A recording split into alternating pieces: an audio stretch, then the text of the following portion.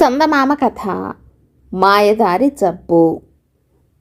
కుబేరపురంలో నాగరాజు అనే ధనవంతుడికి ఎన్ని తరాలకైనా తరిగిపోని ఆస్తి ఉంది.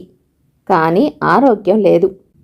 పెద్ద పెద్ద వైద్యులు కూడా అతడి అనారోగ్యానికి కారణం బోధపడక, మాకు తెలిసిన మందులన్నీ వాడి చూశాము, మీ జబ్బు నయం చేయటం ఇక మా వల్ల కాదు అని తేల్చేశారు. సరిగ్గా ఆ సమయానికి కుబేరపురానికి యోగానందుడనే సాధువు వచ్చి ఊరి బయట ఆశ్రమంలో బస చేశాడు.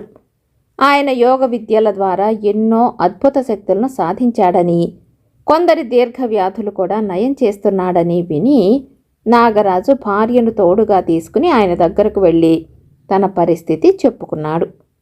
అంతా శ్రద్ధగా విన్న యోగానందుడు, ఈ ఊళ్ళో నీకెవరైనా విరోధులున్నారా అని ప్రశ్నించాడు. తన రోగం గురించి చెబితే శత్రువుల గురించి అడుగుతున్నాడేమిటని నాగరాజు ఆశ్చర్యపోయి, లేకేం స్వామి, నాకు ఈ ఊరి నిండా విరోధులే. నా సంపద చూసి అందరికీ నేనంటే అసూయ. వాళ్లలో ఎవరైనా నాకు చేతపడి చేయించి ఉంటారంటారా అని అడిగాడు. అందుకు సాధువు చిన్నగా నవ్వి ఊరుకున్నాడు. అడిగిన దానికి సమాధానం చెప్పకుండా తన భర్త అనవసరపు ప్రశ్నలు అడుగుతున్నాడని గ్రహించిన నాగరాజు భార్య సాధువుతో, ఈయనకి మధ్య తొందరపాటు ఎక్కువైంది స్వామి, ఎవరితో ఎలా మాట్లాడాలో తెలియటం లేదు, నన్ను అడగండి చెబుతాను అన్నది వినయంగా. పర్వాలేదు, ఆయన్నే చెప్పనివ్వండి అని సాధువు నాగరాజును, మీ ఇరుగు పొరుగు వాళ్ళని గురించి కాస్త చెప్పండి అని అడిగాడు. ఏం చెప్పమంటారు, అందరూ దుష్టులే. నిన్న మొన్నటిదాకా ఈ కుబేరపురంలో నాదే పెద్ద భవంతి. కానీ ఈ మధ్య ఎక్కడి నుంచో వచ్చి బట్టల వ్యాపారం మొదలుపెట్టిన వరహాలు శెట్టి నాకు పోటీగా 2 అంతస్తుల మేడ కట్టి కులుకుతున్నాడు అన్నాడు నాగరాజు. నీకు దగ్గర బంధువులు ఎవరైనా ఉన్నారా అని ప్రశ్నించాడు సాధువు. వాళ్ళ ఊసెత్తకండి స్వామి, కడుపు భగ్గుమంటుంది. ఈ పక్క ఊళ్ళోనే దాయాదులున్నారు. నేను నా భార్య ఎప్పుడు గుటుక్కుమంటామా, ఎప్పుడు మా ఆస్తిని సొంతం చేసుకుందామా అని కాచు కూర్చున్నారు. ఏ భూకంపమో వరదో వచ్చి వాళ్ళంతా సర్వనాశనమైపోతే గాని నా మనసు శాంతించదు అన్నాడు నాగరాజు. సాధువు నాగరాజును మరేం ప్రశ్నించకుండా కాసేపు కళ్ళు మూసుకుని, మీరిద్దరూ కొంతకాలం పాటు తీర్థయాత్రలు చేసిరండి, అప్పటికి నీ జబ్బు నయం కాకపోతే అప్పుడు నీకు మందిస్తాను అన్నాడు. అసలే జబ్బుతో బాధపడే నేను తీర్థయాత్రలేం చేయగలను స్వామి అన్నాడు నాగరాజు నీరసంగా. అప్పుడు సాధువు అతడికి కొన్ని పొట్లాలిచ్చి, రోజు రాత్రి పడుకోబోయే ముందు ఒక పొట్లం మందు మంచినీళ్లలో కలిపి తీసుకో, తీర్థయాత్రలు చేయటానికి అవసరమైన ఓపిక శక్తి వస్తుంది, ఇక వెళ్ళిరా అన్నాడు. కాశీ, రామేశ్వరం, శ్రీశైలం మొదలైన పుణ్యక్షేత్రాలన్నీ సందర్శించి 6 నెలల తర్వాత కుబేరపురానికి తిరిగొచ్చారు నాగరాజు దంపతులు. ఈ 6 నెలల కాలము అతడికి ఎలాంటి అనారోగ్యం లేకుండా హాయిగా గడిచిపోయింది.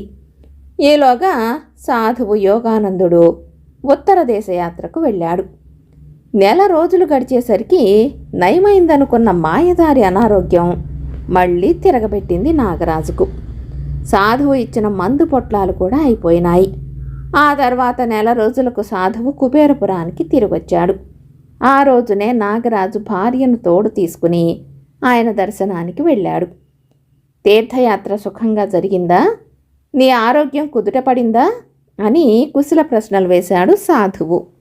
ఏం చెప్పను స్వామి, యాత్రలు చేసినంతకాలం ఏ జబ్బు లేకుండా హాయిగా ఉన్నాను. ఊరికి తిరిగొచ్చిన తర్వాత నన్ను వదిలిపోయాననుకున్న రోగాలన్నీ మళ్ళీ దయ్యాల్లాగా నన్ను పట్టుకుని పీడిస్తున్నాయి. మీరిచ్చిన మందు పొట్లాలన్నీ అయిపోయినాయి. ఏడాదికి సరిపడే ఆ మందు మళ్ళీ ఇచ్చారంటే మీకు పుణ్యం ఉంటుంది అని ప్రాధేయపడ్డాడు నాగరాజు. ఆ మందు మీ ఇంట్లోనే తయారు చేసుకోవచ్చు. చేసే విధానం ఏమిటో నీ భార్యకు వివరిస్తాను. మీరు వెళ్ళి కొద్దిసేపు పక్కన ఉన్న ధ్యాన మందిరంలో కూర్చోండి అన్నాడు సాధువు. నాగరాజు వెళ్ళగానే సాధువు అతడి భార్యతో, నీ భర్తకు అసలు ఏ జబ్బు లేదు. ఊళ్ళో అందరికన్నా ధనవంతులు కావటం చేత అందరూ తనకు శత్రువులే అన్న అనుమానం, అది కలిగించే భయం ఆయన్ను అనుక్షణం పీడిస్తున్నాయి. మీ పొరుగువాడైన వరహాల శెట్టి తనకు పోటీగా వస్తున్నాడని అతడి మీద పెరిగిన అసూయ నీ భర్తకు మనశ్శాంతి లేకుండా చేస్తున్నది. ఇది చాలనట్టు దాయాదులందరూ తన ఆస్తిని అపహరిస్తారేమోనని వాళ్ల మీద పెంచుకున్న ద్వేషం ఆయన్ని దహించి వేస్తున్నది. అనుమానం, అసూయ, ద్వేషం, భయం అనేవి అనేక రోగాలకు మూల కారణాలు. వీటిని వదిలించుకోనంత వరకు నీ భర్త ఆరోగ్యం ఏమాత్రం బాగుపడదు అని చెప్పాడు. ఇదంతా ఆయనకే చెప్పవచ్చు కదా స్వామి, ఆయన అవతలికి పంపి నాకు చెబుతున్నారెందుకు అంటూ తన సందేహం వెలుబుచ్చింది నాగరాజు భార్య. దీనికి సాధువు మందహాసం చేసి, ఎదుటివాళ్లు తన లోపాలను ఎత్తి చూపితే ఏ మనిషి సులభంగా ఆ లోపాలను అంగీకరించడు. ముఖ్యంగా నీ భర్త లాంటి అనుమానస్తులు అసలే నమ్మరు. అందుకే నీకు చెబుతున్నాను అన్నాడు. క్షమించండి స్వామి, తెలియక అడుగుతున్నాను. ఏదో మందు సంగతి చెప్తానన్నారే అని అడిగింది నాగరాజు భార్య వినయంగా. మందు సంగతా? నేను పొట్లాలు కట్టి ఇచ్చింది మందేమీ కాదు. చిటికెడు పటిక బెల్లం, ఉప్పు కలిపి నూరిన చూర్ణం. మీకు నా మీద నమ్మకం కుదరడానికి అట్లా చేశాను. తీర్థయాత్రలు చేసిన కాలంలో నీ భర్త ఇతరుల పట్ల అసూయ, ద్వేషం లాంటి భావాల నుంచి దూరంగా ఉన్నాడు. అందువల్లనే అప్పట్లో ఆరోగ్యం బాగుపడింది. అయితే తిరిగి ఊరు చేరగానే ఆ పాత దుర్గుణాలకు లొంగిపోవటంతో ఆరోగ్యం క్షీణించింది అన్నాడు సాధువు. మరిప్పుడు నన్నేం చేయమంటారు అని అడిగింది దీనంగా నాగరాజు భార్య.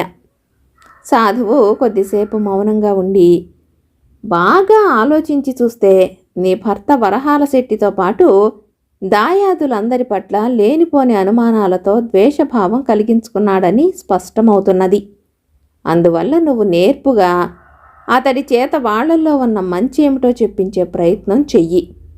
ఆ విధంగా అతడు వాళ్లల్లో తను ఊహించుకుంటున్న చెడును కాక మంచిని గుర్తించగలుగుతాడు. క్రమంగా వాళ్ల పట్ల ద్వేషభావం నశిస్తుంది. నీ భర్త ఆరోగ్య స్థితి మెరుగవుతుంది అన్నాడు. తర్వాత ఇంటికి తిరిగొచ్చాక నాగరాజు భార్య ఆ రాత్రి భర్తను, ఏమండి, ఊళ్ళో అందరూ వరహాల శెట్టి మంచివాడని, దయాగుణం కలవాడని చెబుతారు. కానీ మీరేమో అతన్ని పరమ దుష్టుడి కింద మాట్లాడేస్తూ ఉంటారు. అతడిలో వేసమెత్తు మంచితనం కూడా లేదనా మీ నమ్మకం? తెలియక అడుగుతున్నాను, ఇంతకు ఆ వరహాల శెట్టి మీకు చేసిన ద్రోహం ఏమిటి అని అడిగింది. ఆ ప్రశ్నకు నాగరాజు ఒక్క క్షణం నివ్వెరపోయి, ఆ శెట్టి నాకు ద్రోహం చేయటమా? అలాంటిదేమీ లేదే.